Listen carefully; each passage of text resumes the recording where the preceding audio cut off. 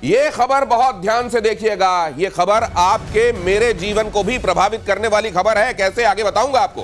क्रिमिया को रूस से जोड़ने वाले ब्रिज पर फिर से हमला। यूक्रेन का दावा, कर्श पुल को विस्फोटकों से उड़ाया गया। ऑपरेशन में 1100 किलो टीएनटी पानी के नीचे लगाया गया। धमाके से पुल को सपोर्ट देने वाले पिलर को भारी नुकसान पहुंचा है। रशिया यूक्रेन युद्ध में कर्श पुल पर यह तीसरी बार हमला हुआ है। यह बहुत स्ट्रैटेजिकली इंपॉर्टेंट पुल और यहां पर यह धमाका, खास तौर से यह देखते हुए कि बीते दिनों एक बड़ा एट्रिशन रशिया को हुआ है, बड़ा नुकसान हुआ है। यूक्रेन की तरफ से यह नुकसान पहुंचाया गया और उसके बाद रशिया आग बबूला है। यह खबर पूरे विश्व के लिए क्या मायने रखती है? यह केवल कर्श स्ट्रेट ब्रिज नहीं है, इसके मायने उसके बियॉन्ड है। यह देखिए, यहां पर यह जो धमाका हो रहा है, यह कर्श स्ट्रेट ब्रिज, ये जब से रशिया यूक्रेन टेंशन शुरू हुई है, इसको कई बार मार पड़ी है। इस बार के इस मार के मायने क्या है पूरी दुनिया के लिए? सर देखिए, ऐसा है दिनेश, ये ब्रिज बहुत इंपॉर्टेंट ब्रिज है, लॉजिस्टिक सप्लाई करता है। जहाँ तक क्रीमिया का सवाल है, क्रीमिया की एक तरह से लाइफ लाइन भी है और मिलिट्री लाइन भी है। इस ब्रिज को अगर अटैक किया है, और इसके संदर्भ में आप पीछे देखिए, जो उन्होंने स्ट्रेटेजिक बॉम्बर्स को हिट किया है थ्रू ड्रोन्स, दोनों मिला करके आई थिंक इस वक्त जो रशिया में यूक्रेन के खिलाफ चल रहा होगा वो कुछ बहुत ही भयानक हो। ऐसे कल भी आपने इस बात को उठाया था। मैं तो ये सोच रहा हूं कि ये वहां लगे किसी सीसीटीवी में कैप्चर हुआ है। ये सीसीटीवी फुटेज है और इसमें जो कैप्चर हुई आवाज है, एक सेकंड उसको जब हम यहां महसूस कर रहे हैं स्टूडियो में, उसकी थर्राहट है। ये इतना टीएनटी के बराबर, जो 1200 किलो न्यूटन। माय गॉड, ये देखिए जरा, इसकी धमक महसूस कीजिए और इस धमक की गूंज दुनिया के लिए क्या मायने रखती है। मेजर गौरव आर्य वो समझाएंगे। एक बार ये सुनिए आवाज।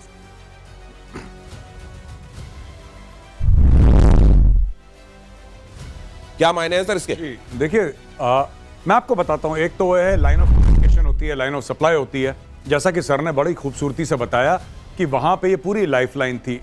इसके अलावा अगर मैं आपको बताऊं कि इसकी क्या अहमियत है, ये अहमियत है कि ज़ेलेंस्की ने जब वो 40-41 एयरक्राफ्ट मार गिराए थे ड्रोन से, कल परसों की बात है, परसों की बात है, जब उसने मार गिराए थे, उसने दुनिया को एक संदेश दिया कि मैं 4000 किलोमीटर दूर मार कर सकता हूं, मेरी क्षमता है। हाँ, शायद मेरे पास वो बैलिस्टिक मिसाइल नहीं है जो मैं 4000 किलोमीटर दूर मार कर लूं, या वेस्ट ने दिए भी हैं तो वेस्ट अलाउ नहीं करेगा मुझे, लेकिन मुझे इसकी जरूरत नहीं है, मैं ड्रोन से ही कर दूंगा वो हमला। तो उसने करके दिखाया। अब उसने अचानक विद इन 48 आवर्स उसने एक और अटैक कर दिया, पूरा पुल उड़ा दिया। 1 टन प्लस टीएनटी उठा के उसने नीचे लगाया, टीएनटी नीचे पूरा उड़ा दिया। अब इसमें सबसे बड़ी बात यह है दिनेश, पूछने वाली कि साहब ये क्या करना चाहता है, किसके लिए कर रहा है? Is it just to harm the Russians? नहीं, इससे ज्यादा है। ये जो इसके वेस्टर्न पार्टनर्स हैं, वेस्टर्न पार्टनर्स को ये दिखा रहा है कि रशिया तुम्हारे लिए थ्रेट है और तुम्हारे थ्रेट का मैं सामना कर रहा हूं, मुझे फंड करो, मुझे सपोर्ट करो, मुझे हथियार दो, रूस से मैं लड़ूंगा। ये अपनी मार्केटिंग कर रहा है। ये मैंने परसों भी बोला था, मैं कल भी आज भी यही बात कह रहा हूं। ये ज़ेलेंस्की की मार्केटिंग, जो सबसे बड़ा जोखिम पूरी दुनिया जिसकी तरफ ध्यान दे रही है और पता नहीं कितनी सतर्क है कि कभी भी ये वर्ल्ड वॉर की तरफ मामला चला जाएगा, एक आदमी के इस तरह के पागलपन की वजह से। रूस की धमकी के बाद दुनिया में परमाणु हमले का डर। ये खबर देखिए, रूस बदल सकता है नो फर्स्ट यूज की पॉलिसी। छोटे परमाणु हथियार यानी टैक्टिकल न्यूक्लियर वेपन के यूज की पॉलिसी बदलने पर विचार। पुतिन ने कहा जरूरत पड़ी तो परमाणु हमला करेंगे, और पुतिन ने यह भी स्पष्ट कर दिया है कि अगर जरूरत पड़ी तो पहला हमला हम करेंगे। सर, ये तो बड़ा खतरनाक हो जाएगा दुनिया के लिए। Mutually assured destruction. ये कल ही हम लोगों ने कहा था और डिस्कस किया था। ये बहुत डेंजरस मोमेंट है इस पूरे 3 साल का जो युद्ध चल रहा है यूक्रेन और रशिया के बीच में। और इस वक्त जो छेड़छाड़ हो रही है, और जैसा गौरव ने बताया बिल्कुल सही है, ये छेड़छाड़ सिर्फ इसलिए हो रही है, जानबूझ के की जा रही है कि वेस्टर्न अटेंशन मिले। ये वैसे ही जैसे एक बच्चा अपने अटेंशन के लिए माँ बाप के सामने चिल्लाता है। अभी ज़ेलेंस्की वही काम कर रहे हैं, अपनी तरफ ध्यानाकर्षण करने के लिए। He is done 2 things which are very dangerous from global peace perspective. अब इसको देखना पड़ेगा पूरे संसार को। साथ में प्राइम मिनिस्टर स्टारमर का भी एक बयान आया है। कीथ स्टारमर क्या कह रहे हैं? हाँ, कीथ स्टारमर कह रहे हैं कि हमें तैयार रहना पड़ेगा। उन्होंने 2.5% रहा है, we have to be war ready. उन्होंने जैसे न्यूक्लियर सबमरीन्स बनाने क्या यूरोप ना चाहते हुए भी पूरा का पूरा आग में आएगा? एक बात बस कहना चाहूंगा, और अमेरिका भी आ जाएगा जो हाथ खींचना चाह रहा है इससे, क्या उसको भी आना पड़ेगा? यही बात बोलो। ये जो क्या सिचुएशन क्रिएट कर रहे हैं, यूरोप जो वर्ल्ड वॉर 2 में हुआ था, इनिशियली अमेरिका वर्ल्ड वॉर 2 को ज्वाइन नहीं करना चाहता था। बार बार विंस्टन चर्चिल ने जाके रिक्वेस्ट करके और ऐसी सिचुएशन क्रिएट की, जब उनका वो आ रहा था, शिप आ रहा था और उसको यू बोट ने मारा, उसने उनको अपनी तरफ खींचा और पर्ल हार्बर ऑफकोर्स एक बड़ा मोमेंट बन गया। तो ये ना चाहते हुए भी वर्ल्ड वॉर की तरफ जा रही है, क्या आपको भी अंदेशे हैं मेजर गौरव? देखिए, मैं ये तो नहीं कहूंगा वर्ल्ड वॉर, लेकिन मैं ये कहूंगा कि ये फैल सकता है पूरे यूरोप में। और नेटो के चीफ ने ये बोला है कि 5% ऑफ जीडीपी का सारे नेटो कंट्रीज जो हैं अपना डिफेंस का बजट करें। किसी का 1%, किसी का 1.5%, he says no boss, 5% minimum GDP का चाहिए डिफेंस बजट। ये नेटो के जनरल सेक्रेटरी ने बोला है। तो आज की तारीख में यूरोप में होड़ लग गई है हथियार खरीदने की। सब लोग हथियार जमा कर रहे हैं और सबको पता है यूक्रेन के बगल में क्या, आप मैप देख लीजिए, आपको पता लग जाएगा। आप मैप देख लीजिए, रशिया में जो सेंट पीटर्सबर्ग है उसके बगल में कौन सा देश है आप ये देख लीजिए। Russia goes right into Europe, northern Europe के अंदर घुस रहा है वो। ईस्टर्न यूरोप के अंदर रशिया इतना बड़ा है, तो अगर रशिया का ये जो आप कह रहे हैं ना वर्ल्ड वॉर, ये कम से कम यूरोप वॉर तो हो ही जाएगा। और वो लोग भी मानते हैं। और पहले जो यूरोपियन कंट्रीज, भाई साहब, जो ये कहती थी ना कि प्राइमरी थ्रेट चाइना है और सेकेंडरी थ्रेट रशिया है, अब वो लोग रिकैलिब्रेट कर रहे हैं। वो कह रहे हैं यार ऐसा ना हो कि प्राइमरी थ्रेट रशिया ही हो। चाइना तो जब होगा, चाइना क्या करेगा? सस्ते माइक्रोवेव बेच देगा, आपका माइक्रोवेव और वॉशिंग मशीन का मार्केट खराब कर देगा। कुछ आपसे इंटेलिजेंस की चीजें, आईपी वाली चीजें चोरी कर लेगा। और चाइना क्या करेगा? रूस तो वहां पे पहुंचा है, बम मार रहा है, कल बम मार सकता है रशिया। कल बम मार सकता है रशिया। पश्चिमी देशों में फिर से विश्व युद्ध का डर। योगोव के ताजा सर्वे ने सबको चौंकाया। सर्वे में शामिल 55% लोगों ने माना कि एक और वर्ल्ड वॉर संभव है, जबकि 76% ने माना कि वर्ल्ड वॉर में परमाणु हथियारों का इस्तेमाल भी होगा। और अगर ये होगा तो फिर समझ लीजिए कि कैटास्ट्रॉफी क्या होगी, उसको शब्दों में नहीं बांधा जा सकता। लेकिन कहा जा रहा है कि वर्ल्ड वॉर, बहुत सारे लोग तो ये भी कहते हैं कि इट इज ऑलरेडी ऑन, ये और भड़क जाएगा। लेकिन ये पहले से चल रहा है, कम ज्यादा ये चल रहा है, और देश भी कम ज्यादा इसमें मुलव्विस है पहले से। क्या मेजर आप भी मानते हैं ये बात? ये मैं मानता हूं। ये जिस तरीके का वर्ल्ड वॉर हम लोग समझ रहे हैं कि पूरी दुनिया आग में जलेगी, ऐसा नहीं होगा। लेकिन आप देखिए ना, एक तरफ इजराइल हमास का जिसमें ईरान तक शामिल है, जिसमें पूरा मिडिल ईस्ट जल रहा है। दूसरी तरफ ये रशिया यूक्रेन की लड़ाई, जिसमें पूरे यूरोप में फैलने का अंदेशा है और पूरा यूरोप अपना डिफेंस का बजट बढ़ा रहा है। क्यों बढ़ा रहा है डिफेंस बजट? क्यों? हम तो यहां पे टेलीविजन स्टूडियो में डिस्कस कर रहे हैं। यूरोप की कंट्रीज, जो नेटो की कंट्रीज हैं, काफी सारी उसमें यूरोपियन कंट्रीज हैं, नेटो के देश कह रहे हैं कि 5% ऑफ जीडीपी हम कमिट करते हैं। आप सोच लीजिए, कोई भी देश, छोटा देश कहता है 5% जीडीपी डिफेंस में जाएगा। आप सोच लीजिए वो क्या करना चाह रहा है, उसको कितना खतरा महसूस हो रहा होगा कि अभी रूस आएगा। जिस दिन पुतिन सनका, मैं आपको बता रहा हूं, ये जो छेड़ रहे हैं ना इसको, ये क्यों छेड़ रहा है? एक तो वर्ल्ड अटेंशन के लिए, और इसको पता है यही काम पाकिस्तान ने पहलगाम में करा था। मैं आपको एक एग्जांपल देता हूं, पैरेलल नहीं है, मैं कंपेयर नहीं कर रहा, मैं आपको सिर्फ एक आइडिया दे रहा हूं कि पाकिस्तान ने क्या बोला। उसको पता था भारत रिटेलिएट करेगा, उसको पता था, इसीलिए वो चाह रहा था कि इंटरनेशनलाइज हो जाए कश्मीर। एक एम ये भी था पाकिस्तान का, कई एम हो सकते हैं, लेकिन उनमें से 4-5 एम्स में से ये था कि कश्मीर दोबारा 370-35 से हटने के बाद इंटरनेशनलाइज हो जाए। आज की तारीख में हुआ। पाकिस्तान एक लेवल तक सक्सेसफुल हुआ लोगों को मारने के लिए। कश्मीर का इश्यू इतना इंटरनेशनलाइज नहीं हुआ, लेकिन हां, उसने भारत में आके इनोसेंट सिविलियंस को मारा। यह बात सच है। नहीं गौरव, ये भी तो था, पाकिस्तान को ये था अपने आप को हाइफनेट करना था भारत के साथ। भारत प्रॉस्पेरिटी में इतना आगे बढ़ रहा था, चौथे कदम में पहुंच रहा है इकोनॉमी में, but still they wanted to hyphenate and वो इंटरनेशनलाइज करना था। तो कैसे करेंगे? एक छोटा सा हमला कीजिए, उसके बाद भारत हमला करेगा, अपने आप ये बात तो लोग कहेंगे इंडो पाक वॉर, बीच में तो इंडो के साथ पाक में हाइफन, मतलब कहीं उसके साथ चर्चा में, हाँ, कि हम बराबर के, किसी बड़े पहलवान के साथ वैसे बराबरी नहीं कर सकते, तो ऐसा कुछ चर्चा में आ गए कि चर्चा में उसके साथ आपका नाम कहीं ना किसी न किसी बहाने लिया जा रहा है। ये देखिए बड़ी बात, और ये एक्सपर्ट्स ही बता सकते हैं। अगली खबर देखिए, अमेरिकी गोल्डन डोम की काट निकालने में जुटा चीन। चीन ने नई स्टेल्थ टेक्नोलॉजी विकसित करने का दावा किया। स्टेल्थ टेक्नोलॉजी से लैस होंगे चीनी विमान और मिसाइल। चीन ने दावा किया स्टेल्थ टेक्नोलॉजी से मिसाइलों को ट्रैक करना बेहद मुश्किल होगा। चाइना के संदर्भ में तो वैसे मुझे ये लगता है कि वो स्टेल्थ, उनका कितना स्टेल्थ होगा मालूम नहीं, लेकिन इतना हर एक चीज के इर्द गिर्द इतनी धुंध और फॉग होता है कि वैसे ही हर चीज वहां स्टेल्थ ही होती है, उसके बारे में कुछ पता होता नहीं है दुनिया को। नहीं, मैं दिनेश आपको एक बात बताता हूं कि चाइना की डे 1 से स्ट्रेटजी रही है, ठीक है, स्ट्रेटेजिक एम्बिग्विटी, बताना ही नहीं किसी को क्या चल रहा है। सब लोग सोचते रहते हैं अरे J-35 ऐसा होगा, J-20, किसी ने देखा नहीं है वो, ठीक है। दूर से शो में अगर कोई शो हो गया, कहीं पे एयर शो, उधर देख लिया, किसने चलाया है, किसने ऑब्जर्व करा है, कौन इसकी कॉकपिट में बैठा है, किसने उड़ाया है इसको, ये सब चीजें पता ही नहीं। किसको बेच रहा है चाइना, कौन खरीद रहा है। तो ये जो चाइना रखता है ना, और चाइना का जिसको हम लोग यूपी में कहते हैं ना भोकाल, चाइना ने एक भौकाल बना रखा है अपना कि अरे चाइना चाइना चाइना की टेक्नोलॉजी फलाना।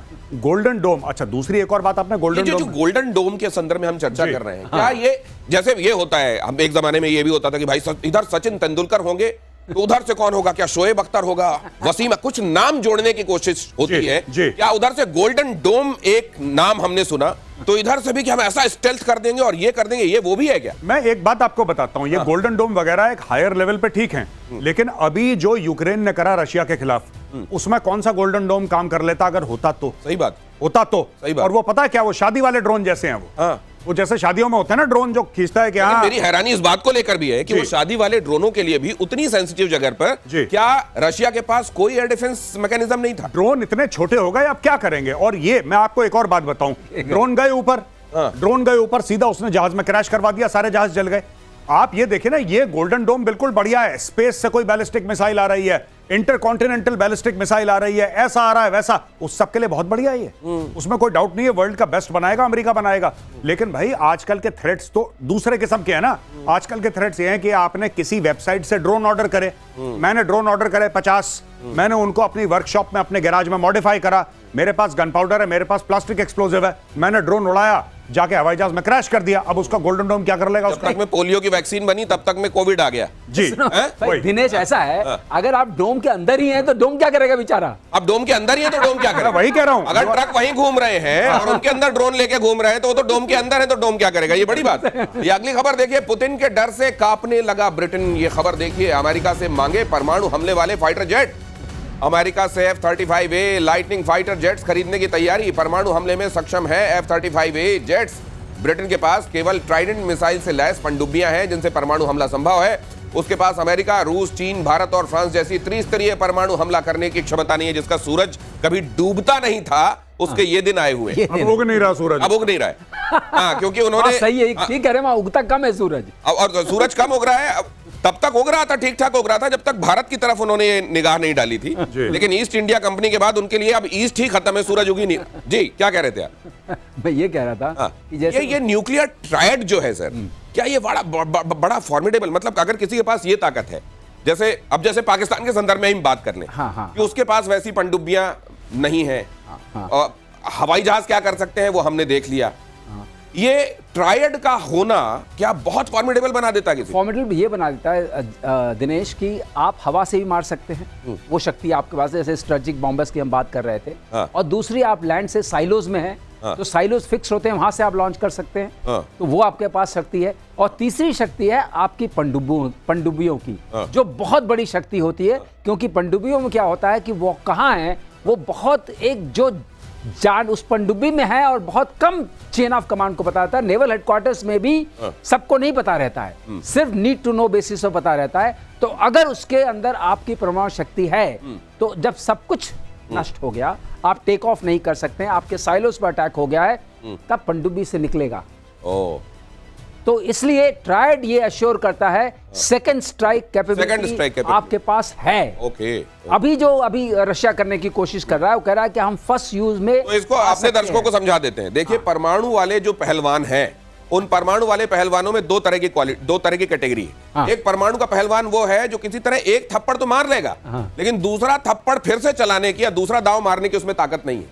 लेकिन वो न्यूक्लियर ट्रायड वाले, जिनमें हिंदुस्तान भी एक है, वो देश हैं जिनमें लगातार 1, 2, 3, 4 थप्पड़ मारने की कैपेबिलिटी। तो वो जो एक थप्पड़ लेके आया है, वो लेके तो आया है परमाणु वाला, लेकिन एक ही चला पाएगा, उसके बाद नहीं चला पाएगा। ठीक कह रहा हूं सर? अब ये देखिए, हमने यहाँ पर ये एक अंदाजा अभी वर्ल्ड ऑर्डर को देखते हुए अंदाजा लगाने की कोशिश की है मेजर गौरव आर्य।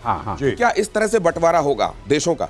क्या एक तरफिया? और ये स्पेशल ग्राफिक बनाया है, बहुत कमाल का ग्राफिक है, इसके लिए हमारी टीम को साधुवाद। Britain, Israel, France, Poland, Sweden, Australia, दक्षिण Korea, America, Canada, Germany, Italy, Norway, Finland, Japan, क्या ये एक तरफ होंगे? क्या चीन, बेलारूस, सीरिया, रूस, ईरान, नॉर्थ कोरिया, क्यूबा दूसरी तरफ होंगे? क्या ये आइडिया लगता है? अगर ऐसा होगा जी, तो फिर मैं ये भी बात करना चाहूंगा कि हम अपना नाम किस तरफ कैसे देखें। जी, मैं आपको बता देता हूं दिनेश, ये ऑलरेडी है।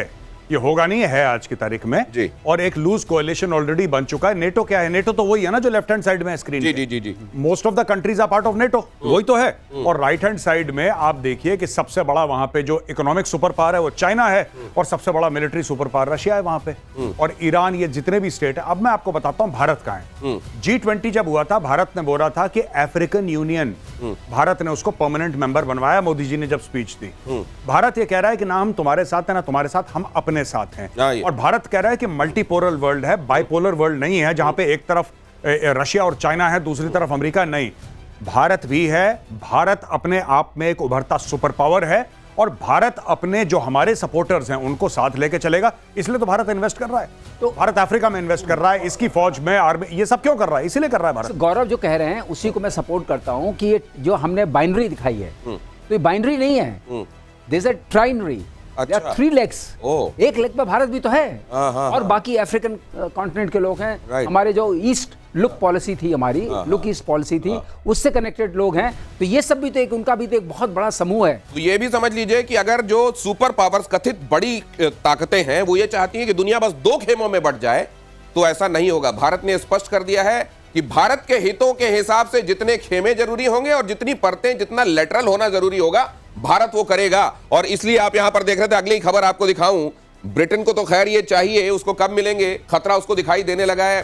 कीथ स्टार्मर ने यह भी कहा है कि भाई साहब, ये जो रशिया कर रहा है, अब ये हमको लग रहा है कि अब इसके लपेटे में हम आएंगे। जेलेंस्की ने जो किया है वो हमको भी लपेटे में लेकर आएगा। अंतरराष्ट्रीय परमाणु एजेंसी, और मुझको वो याद आ रहा है सर, अगली खबर अब दिखाई देता हूं। अंतरराष्ट्रीय परमाणु एजेंसी IAEA की ताजा गोपनीय रिपोर्ट में बड़ा खुलासा, तेहरान ने गुपचुप तरीके से यूरेनियम का भंडार इकट्ठा किया। IAEA की रिपोर्ट के मुताबिक ईरान के पास 408.6 किलोग्राम यूरेनियम है, जिसे वो 9 परमाणु बम बना सकता है। और ये हाईली एनरिच्ड यूरेनियम निश्चित रूप से ये बढ़ाता जा रहा है सर। तो मतलब इतना रिएक्टर पहुंच गया उसके पास, लगातार लगा हुआ है वो बनाने। वो लगा हुआ है, वो तो बनाना होता है, वो बना रहा है और ऊपर से धमकी खा रहा है, लेकिन बना रहा है।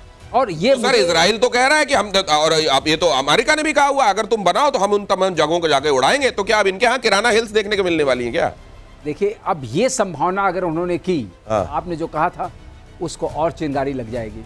अभी चिंगारियां लग रही हैं। तो इन्होंने बोला है, गौरव ने, कि एक चिंगारी लगी जो आपने 40 स्ट्रेटेजिक बॉम्बर्स को मार दिया उससे, दूसरी लगी पुल उड़ा दिया, और तीसरी चिंगारी ये होगी। इसके बाद आप बताइए, वर्ल्ड वॉर 3 जो आप बोलते हैं, इसका मतलब participation of most of the countries. लेकिन ये सारी वॉर जो है आपने देखा यूरोप सेंट्रिक होती हैं। वर्ल्ड वॉर 1 भी यूरोप सेंट्रिक थी, वर्ल्ड वॉर 2 भी यूरोप सेंट्रिक। करेक्ट। और अगर आपको एक चीज और बता दें, जो देश सबसे ज्यादा लोगों को खोया जिसने, 15 million people were lost by allied powers. जो एलाइड पावर्स थी वही जीती, और जो एक्सेस पावर्स थी उनके 5 मिलियन के आसपास लोग लूज हुए थे।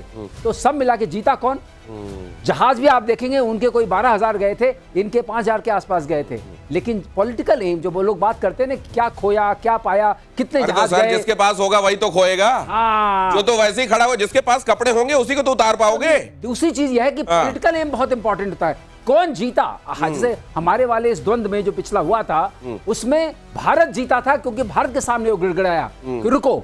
तो इसलिए अब किसी को पूछने का हक नहीं है कि क्या खोया। खोया जो रखा था, खोया इसी काम के लिए रखा था ना।